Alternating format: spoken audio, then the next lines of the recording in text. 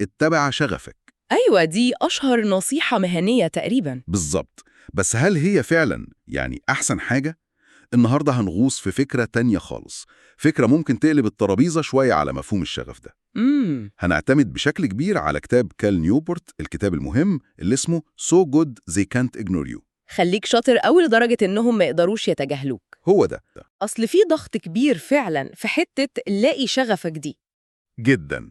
ونيوبورت بيقدم رؤية تانية خالص، ممكن تكون واقعية أكتر في الزمن ده اللي المهارات بتتغير فيه بسرعة الصاروخ. طيب خلينا بقى نفكك الموضوع ده ونشوف إيه القصة. تمام.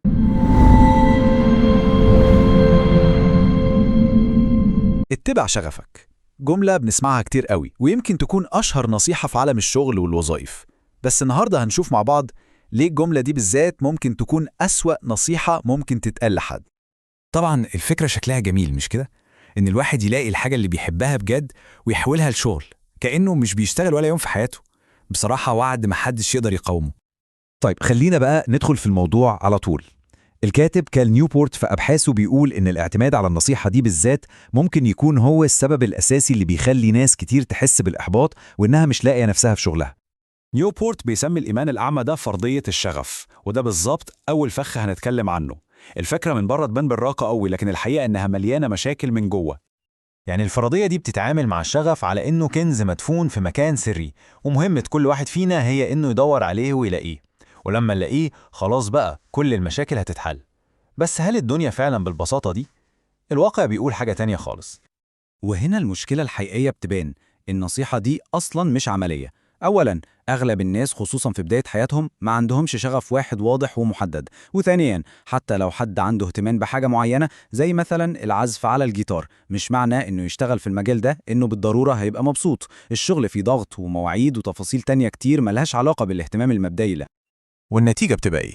بنلاقي ناس بتقضي سنين بتتنقل من شغل للتاني عشان تدور على الشغل المثالي ده، ولما مش بيلاقوه بيحسوا بخيبة أمل فظيعة، وده بيخلق حلقة مفرغة من القلق والبحث وعدم الاستقرار.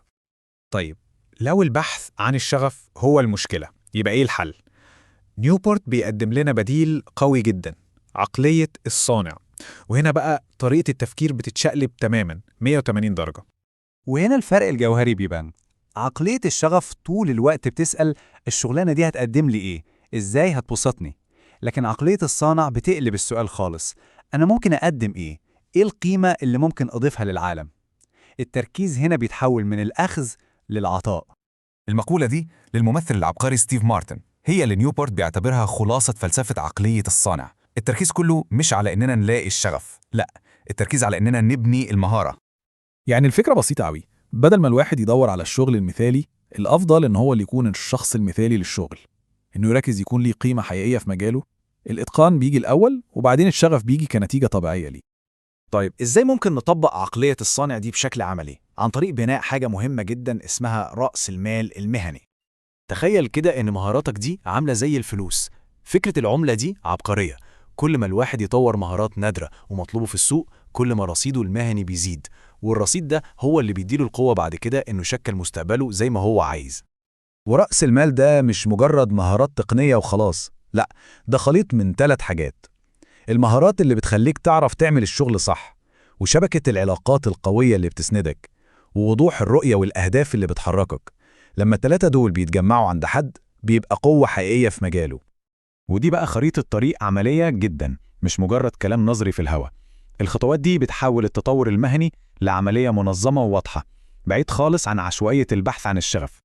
والجملة دي بتلخص الفكرة كلها بعبقرية. الشغف مش هو نقطة البداية، لا، ده هو النتيجة النهائية. لما الواحد بيتقن حاجة وبيشوف قيمتها وتأثيرها، الشغف بيتولد لوحده. الشغف بيجي بعد الإتقان. تمام. طيب بعد ما الواحد يشتغل على نفسه ويجمع رصيد محترم من رأس المال المهني، إيه بقى اللي بيحصل؟ هنا بيجي وقت استثمار الرصيد ده، أو زي ما بنقول صرفه. وهنا بقى بتيجي أحلى لحظة، لحظة المكافأة. كل المجهود والتعب اللي فات في بناء المهارات بيتحول لقوة حقيقية. القوة إن الواحد يشكل حياته المهنية بالطريقة اللي تناسبه. ودي الحاجات اللي كلنا بندور عليها في أي شغل: التحكم في الوقت، فرصة للإبداع، الإحساس إن الشغل له تأثير، الشعور بالكفاءة، وعلاقات إنسانية كويسة. كل ده بيبقى ممكن ومتاح لما الواحد يكون عنده قيمة حقيقية يقدر يقدمها. لكن الموضوع مش وردي بالكامل، في فخين لازم ناخد بالنا منهم كويس. الأول إن حد يحاول ياخد استقلالية زيادة عن اللزوم بدري قوي قبل ما مهاراته تكون كافية، وده غالباً بينتهي بالفشل. والتاني إنه يضحي بالاستقلالية دي مقابل منصب أعلى أو فلوس أكتر، وده ممكن يرجعه لنقطة الصفر من ناحية الرضا عن شغله. في الآخر خالص القصة كلها بتتلخص في تحول بسيط جدا لكنه عميق في طريقة التفكير، الانتقال من فكرة البحث لفكرة التطوير. يعني الفكرة كلها تتلخص في الكلمتين دول. الشغف ده مش كنز بندور عليه، هو أقرب لنبتة بنزرعها وبنرويها كل يوم بالمجهود والإتقان والمهارة، ومع الوقت النبتة دي بتكبر وبتزدهر. وده السؤال اللي بيغير كل حاجة فعلا. بدل ما الواحد يسأل نفسه يا ترى إيه هو شغفي، الأفضل يسأل إيه هي المهارة القيمة اللي لو أتقنتها هكون شخص لا يمكن تجاهله. الإجابة على السؤال التاني ده هي اللي هتوصلنا للشغف الحقيقي.